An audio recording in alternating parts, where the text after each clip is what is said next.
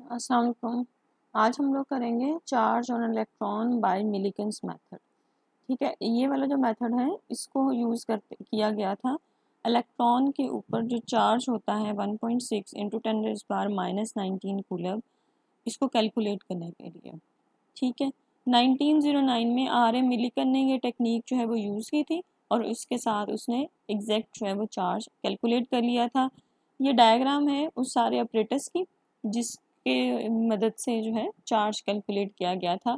अब ये जो ऑपरेटर्स हैं, इस ऑपरेटर्स में दो प्लेट्स हैं, पी और पी प्राइम, दो पैरेलल प्लेट्स को यूज़ किया गया था और उसको रखा गया था एक कंटेनर सी के अंदर। ठीक है, एवरी कंटेनर के अंदर क्लोज कर दी गई थी। ये वैसे तो आपको लग रहा है कि ये इस तरह से बॉक्स सा ही है, लेकिन ये क्लोज कंटेनर था ताकि बाहर से किसी किस्म की हवा की या किसी और चीज़ की डिस्टर्बेंस जो है वो ऑपरेटर्स में ना हो। अब इन प्लेट्स पी और पी प्राइम में जो अपर प्लेट्स थी उसमें एक होल रखा था छोटा सा। ठीक है, और इन दोनों प्लेट्स को कनेक्ट कर दिया गया था वोल्टेज के सोर्स के साथ। तो जैसे ही बैटरी कनेक्ट की और स्विच को ऑन किया तो एक प्लेट के ऊपर पॉजिटिव चार्ज आ गया है और दूसरी प्लेट के ऊपर नेगेटिव चार्ज है।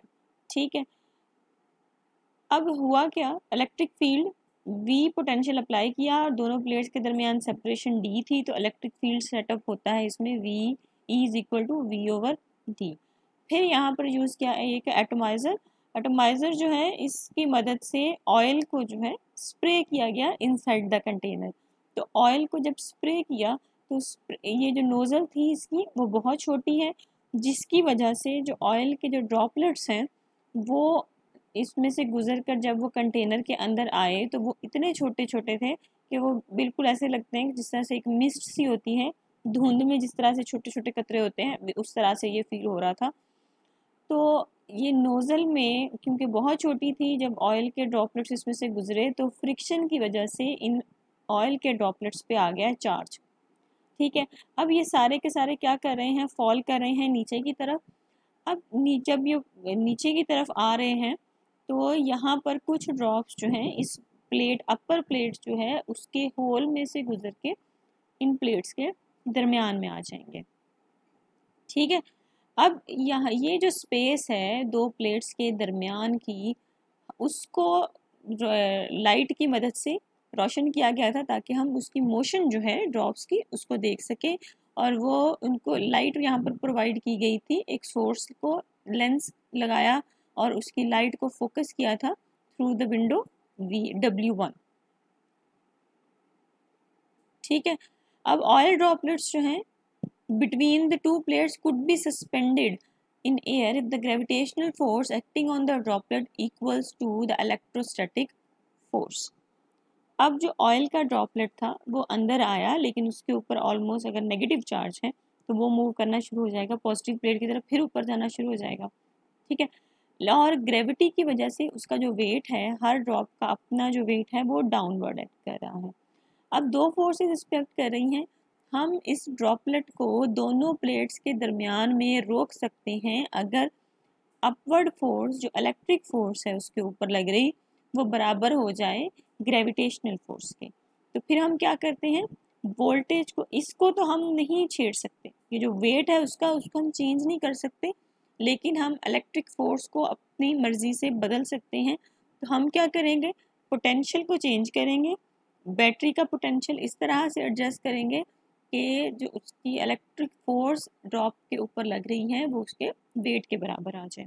ठीक है, a given droplet between the two plates could be suspended in air, the gravitational force F is equal to mg becomes equal to the electric force F is equal to QE। electric force is adjusted equal to gravitational force by adjusting the voltage। इन जब दोनों forces बराबर हो जाएंगी तो हम equation को लिख सकते हैं F E is equal to F G, that is the electric force becomes equal to gravitational force. Q E is equal to M G, values replace कर देंगे। अब यहाँ पर है V is the value of potential difference between the plates. अब voltage V की जो value है वो पोटेंशियल डिफरेंस है, तो हम इलेक्ट्रिक फील्ड को लिख देंगे in terms of potential and separation.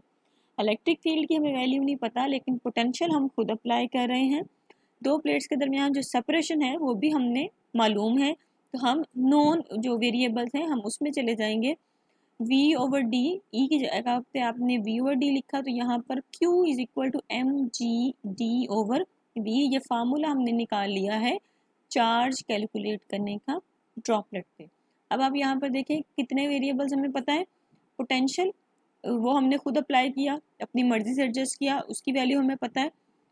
D जो है separation between the plates, non variable है, इसकी वैल्यू भी हमें पता है। जी आपका ग्रेविटेशनल एक्सेलरेशन है, इसकी वैल्यू 9.8 होती है। अब प्रॉब्लम यहाँ पर है मैस का, ड्रॉपलेट का मैस हम कैसे कैलकुलेट करेंगे। तो उसके लिए फिर हम क्या करते हैं, हम यूज़ करते हैं अपना जो स्टोक्स लॉ है, टर्मिनल वेलोसिटी का जो कॉन्सेप्ट है हम उसको यूज़ करेंगे। इसमें फिर जो पहले था यहाँ पर दोनों प्लेट्स के दरमियान में इलेक्ट्रिक फील्ड, हम क्या करेंगे इलेक्ट्रिक फील्ड को बंद कर देंगे, स्विच ऑफ कर देंगे, पोटेंशियल को ख़त्म कर देंगे। तो अब जो ड्रॉप है वो फ्रीली फॉल करेगा नीचे, कि किसी किस्म की कोई दूसरी फोर्स नहीं लग रही, उसके ऊपर लग रही है सिर्फ ग्रेविटी की फोर्स। और जब भी कोई ड्रॉपलेट जो है वो एयर में से ग्रेविटी की वजह से गिरता है तो उसकी एक स्पेसिफिक टर्मिनल स्पीड हो जाती है, ठीक है। अब वो जो टर्मिनल स्पीड है vt is determined by the timing to fall of the droplet over the measured distance। अब हम सिर्फ टाइम नोट कर लेंगे, टाइम नोट करेंगे, डिस्टेंस उसने वो कवर करना है जो दो प्लेट्स के दरमियान का है, तो टर्मिनल वेलोसिटी उसकी आ जाएगी। तो अब इसके ऊपर एक फोर्स एक्ट करती है, since the drag force due to air is also acting on the droplet when it is falling with the constant terminal speed is equal to its weight. जब स्पीड कांस्टेंट होती है तो वो जो drag force opposing force उसके air के ऊपर act करती है वो बराबर हो जाती है उसके वेट के। ये स्टोक्स लॉ से जो फार्मूला है आपके पास 6π∗r vt is equal to mg। vt हम कैलकुलेट कर सकते हैं अगर हम उसके ड्रॉप के फॉल करने का टाइम देख लें कि अपर प्लेट से लेकर लोअर प्लेट तक वो कितने टाइम में पहुंचता है। तो डिस्टेंस d है, टाइम नोट कर लिया, vt की वैल्यू भी आ जाएगी। अब यहाँ से हम मैस की वैल्यू मालूम कर लेंगे, ठीक है। अब m की जो वैल्यू है ये आपने mg की वैल्यू कैलकुलेट की यहाँ से, ये इक्वेशन है, this is equal to mg। अब मैस किस तरह से आएगा, डेंसिटी जो है जो वॉल्यूम डेंसिटी होती है रो, वो होती है मैस पर यूनिट वॉल्यूम, और आपके पास वॉल्यूम आता है, एक ठीक है। तो मैस जो है वो आ जाता है volume into density rho. Density यहाँ पर जो भी ऑयल हमने यूज़ किया है उसकी डेंसिटी आ जाएगी, और v है वॉल्यूम ऑफ द स्फीयर या ड्रॉपलेट, वो हम स्फेरिकल कंसीडर करते हैं तो वो आ गया 4πr³/3 या 4/3πr³। और ये डेंसिटी का वैल्यू आ गई, डेंसिटी की वैल्यू मैस की वैल्यू इस इक्वेशन में पुट करें, इनको रीअरेंज करें तो आपके पास रेडियस आ जाता है स्फीयर का। r scale is equal to 9π9η/vt/2ρg। Radius calculate किया हमने, vt हमारे पास जो है वो हमने कैलकुलेट की है, बाकी सारी की चीज़ें कांस्टेंट्स हैं। तो ये कांस्टेंट की वैल्यू पुट करके आपके पास r की वैल्यू आ गई। ये r की वैल्यू हम रिप्लेस करते हैं मैस की इक्वेशन में, मैस की जो वैल्यू आती है उसको फिर हम रिप्लेस करेंगे q is equal to mg/d/v की वैल्यू इक्वेशन में, ठीक है। कि आपने पहले रेडियस कैलकुलेट किया, रेडियस से मैस कैलकुलेट किया, और फिर मैस को हमने पुट कर दिया चार्ज की इक्वेशन में। तो यहाँ से हम चार्ज कैलकुलेट जो है वो कर सकते हैं ड्रॉपलेट के ऊपर। Millikan measures the charge in many drops and found that each charge was an integral multiple of minimum value of charge equals to 1.6 into 10⁻⁻19 coulomb. He therefore concluded that this minimum value of the charge is the charge of an electron. तो उसने जितने भी drops use किए थे हर एक के ऊपर जो चार्ज आया था वो इस वैल्यू का मल्टीपल था।